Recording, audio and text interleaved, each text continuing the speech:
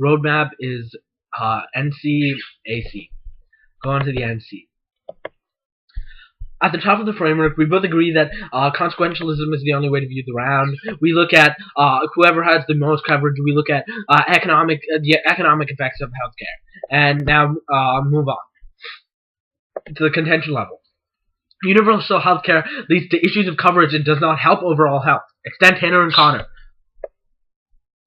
Increasing healthcare based on empirical results in Britain's Department of Health reported in 2006 that at any given time, nearly 900,000 Britons are waiting for admission to the National Health Science Hospitals, and shortages forced the cancellation of more than 50,000 operations each year. In Sweden, the wait for heart surgery can be as long as 25 weeks. This is because the healthcare is not privatized. That means the government and whoever is supplying the insurance does not get enough profit, and because the whoever is providing coverage does not actually get profit, they cannot actually guarantee healthcare for guarantee all their services for all the patients at the same time. Therefore, this leads to a decrease in coverage, and in reviewing and there is no evidence that expanding insurance coverage is a cost-efficient way to promote insurance status. This is given by a study by David Meltzer and Levy. So essentially, there is no effect of increasing health coverage at the most, and also it may actually lead to worsening if healthcare is expanded, because the people who provide healthcare will not guarantee sufficient service. And uncompensated care for the uninsured amounts to less than 3% of total healthcare spending. Covering the uninsured comes about as a byproduct of getting other things right. The real danger is that our national obsession with universal health coverage will lead us to neglect other reforms. So there are three impacts coming out of the AC. One, the neglection, and two, the neglection of other reforms. Two, the decrease in coverage, and companies and the issue that privatized companies normally can charge more to cover people who are likely to need more care and smokers, and that it won't make any difference who does or doesn't buy insurance. And next, the impact based on the study is that there is no difference between the healthcare we have and the increase in coverage. Therefore, there's absolutely no reason to prefer a universal healthcare. Now, move on to the AC.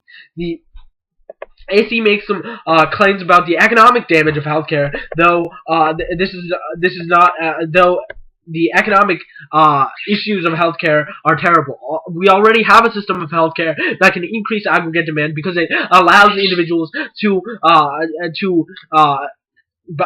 buy insurance. It makes premiums cheaper overall and limits the ability limits limits who buys insurance currently.